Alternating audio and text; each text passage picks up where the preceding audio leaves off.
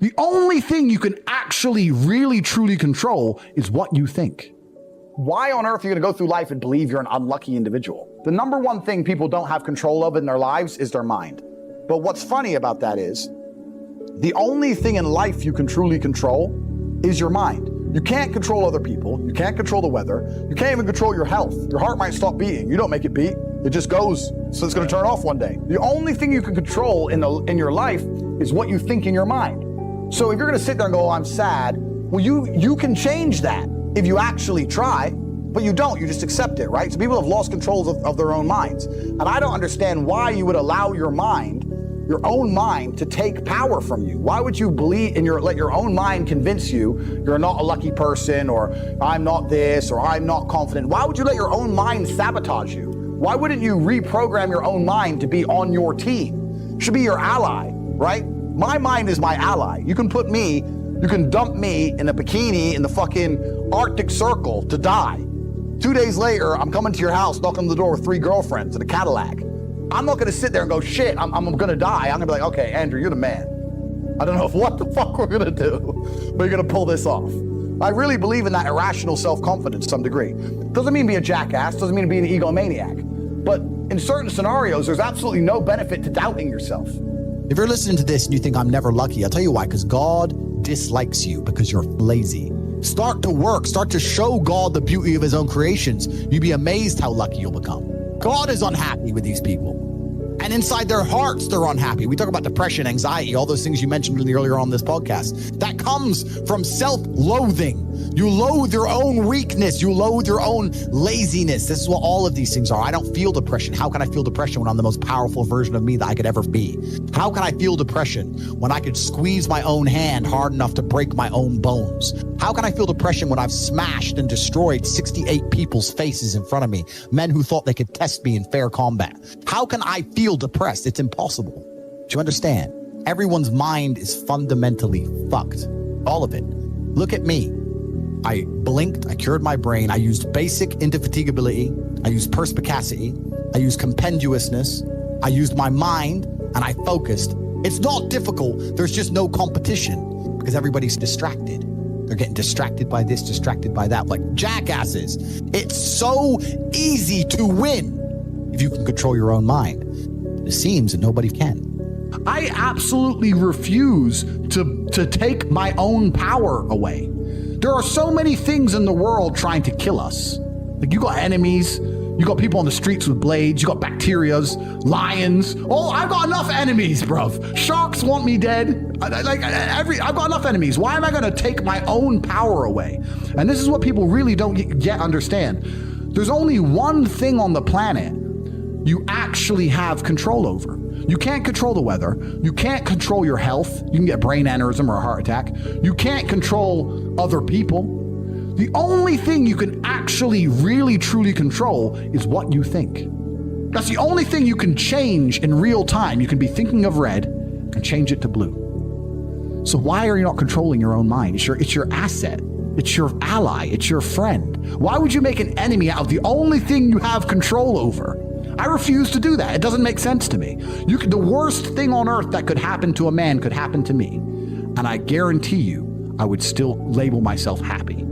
I'm happy because that's who I am. That's how I view myself. That's what I've decided. So if you're going to be that kind of person, then you're like you said it perfectly. You have no will, then you're just at the whims of the earth. Who knows? Your state of mind is what you should be able to control. If you can't wake up and say, today I'm making some money, and actually try your very, very best, and actually stay dedicated to that task. If you can't do that, you're fine.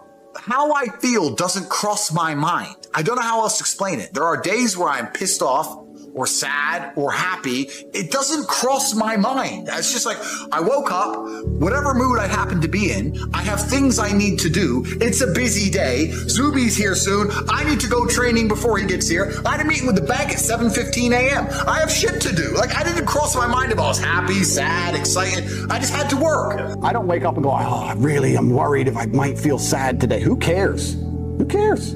I can be happy or sad on the same day. Nobody notices, and the same things get done. The exact same amount of work gets done. Nothing changes. I'm certainly not a person who doesn't feel emotions, because we're all human. I certainly do. But I've never prioritized them in any regard. I haven't built a mental model that it affects I haven't put them in the middle of my mental model and then affected my actions based on how I feel for each one. Most people see people with things they want and they don't do the second half. They don't try and work out how they got that thing. Oh, my man has a Ferrari. Okay. I wish I had a Ferrari. Okay. They don't sit there and go for an hour. How did he get a Ferrari? It doesn't cross that part is the part they don't want to do, right? They just go, oh, he has a Ferrari. Wish I had a Ferrari. And they go back to TV. You have to be able to hunt in the day and the night. You have to be able to do both. You have to be able to perform when you're happy and sad.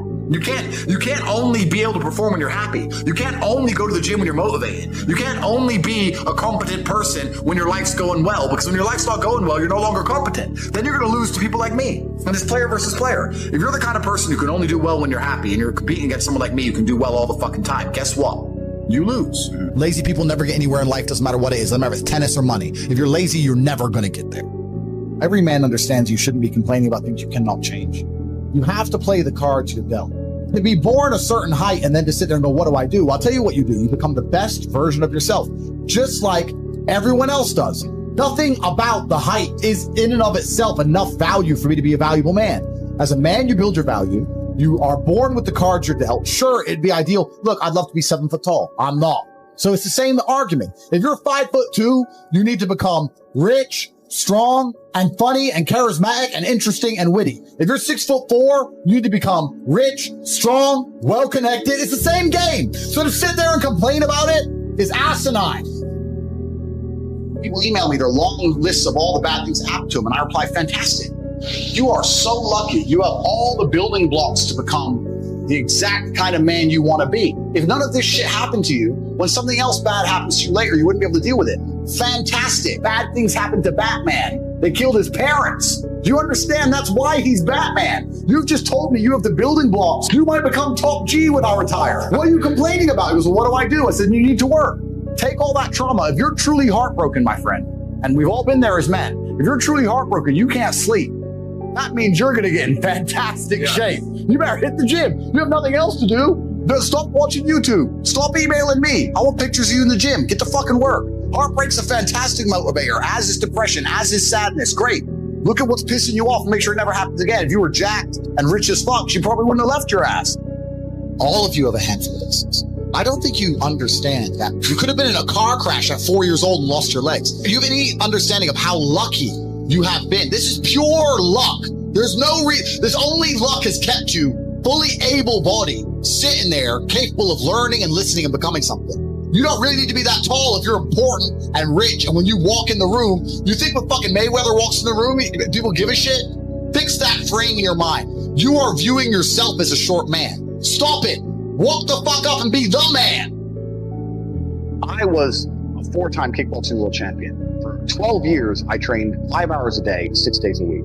And I was motivated to train probably about 25% of the time. The rest of the time I went because I am disciplined. You don't feel like going through that shit on a Wednesday morning when you wake up, but you have to do it because you're disciplined.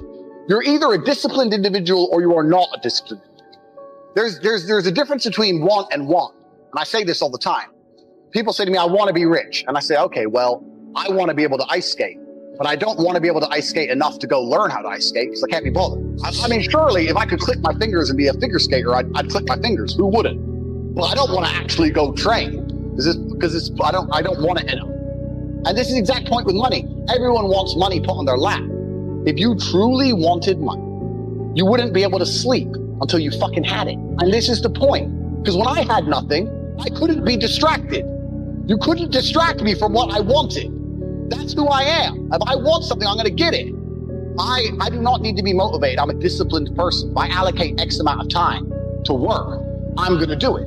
But that is the bottom line answer. It's discipline. You're going to have to work when you don't feel like working. That's how it's going to have to be, or you're never going to be eating. The idea that men don't feel emotions is incorrect. We feel emotions. I would actually argue we feel emotions with certain emotions stronger than women. I would argue that we feel heartbreak stronger than women. I would argue we feel anger like a woman could never understand. I would argue we are extremely emotional. Rage, pure rage.